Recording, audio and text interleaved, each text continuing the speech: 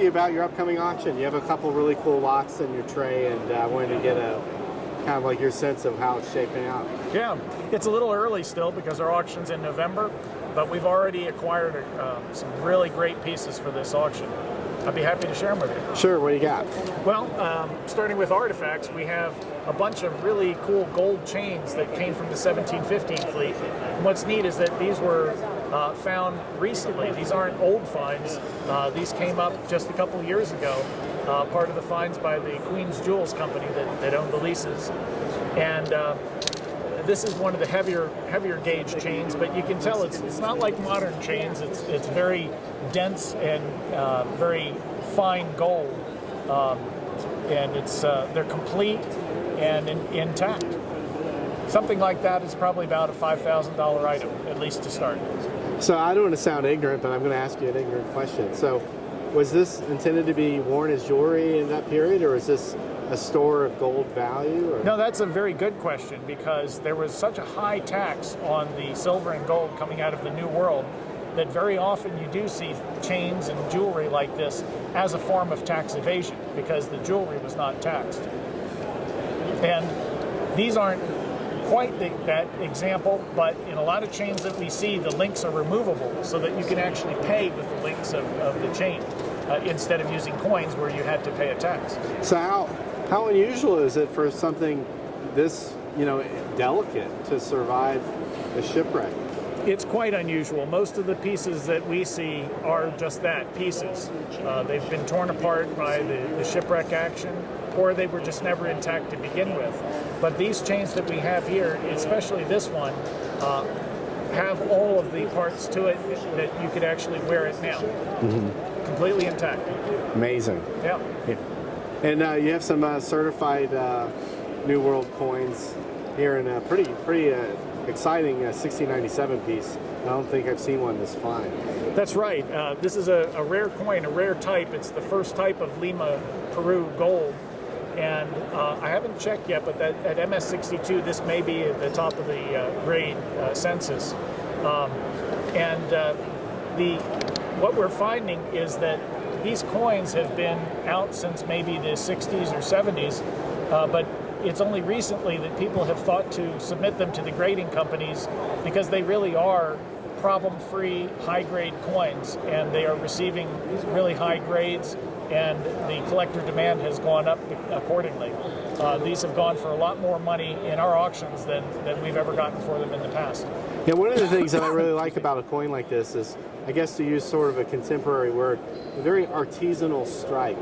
You can't judge a coin like this, which is uncirculated, by the same measure you would judge a later date New World coin or a contemporary European coin. No, and that's a very good point, and I think that's why for a number of years there was a lot of resistance to putting these Cobs in slabs, because a lot of times the major value of the coin has to do with its quality of strike as opposed to the strict grade. A lot of times you'll get coins that are double struck or off center or just ugly in some way, but technically they're high grade. Fortunately, we're seeing that most of the coins that are being put in slabs are the nicest coins anyway. So they end up being a good measure. The grades actually end up being a good measure after all. And I was just going to say that, when you look at a coin like this up close, the fact that it's not perfect, the fact that there is flatness, and gives this distinct character. It does, and that's why I've always liked Cobs so much.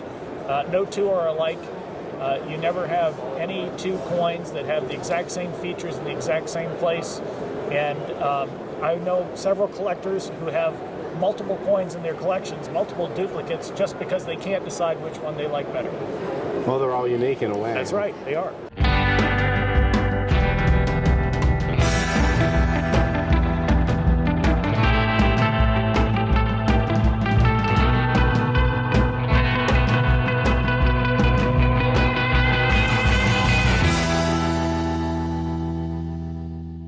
The 3 reales is kind of an icon in numismatics, Mexican numismatics, because it's the only denomination of its kind.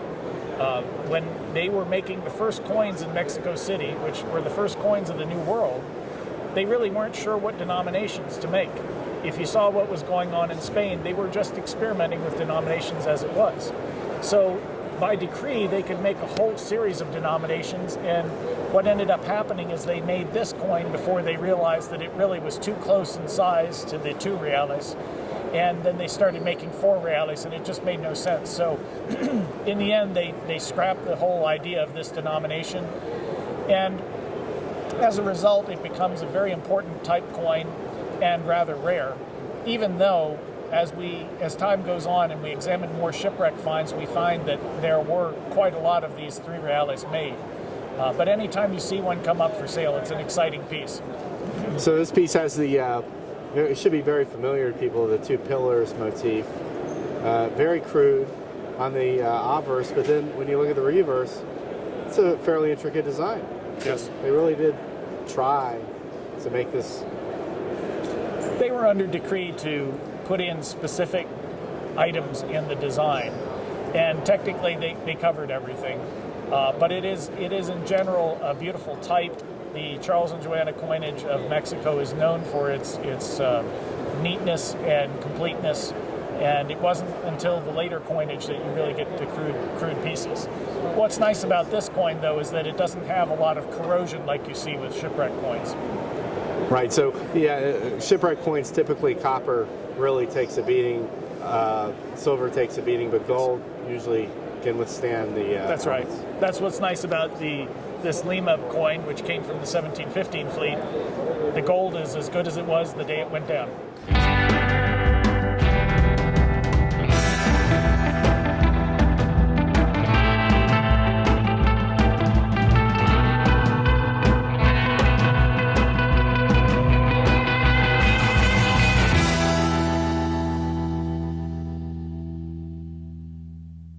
So I wanted to ask you about this set you have here under the glass. Yeah, these coins here, let's see, we have 9 of them. It's a collector put these together as a denomination set from the Panama Mint, which struck Cobs only in the very early 1580s, a very limited period, and only in silver, and only in the denominations of half to 4 reales. There were several different assayers, and that's what's represented here. It's a unique set with all the different types, and it will be sold one by one in our auction. Every one of them is a multi-$1,000 coin, if not tens of thousands. Amazing. So these Panama issues were very scarce. Because it was such a brief issue. And for a number of years, we knew of the existence of these coins, but we did not know what the mint was.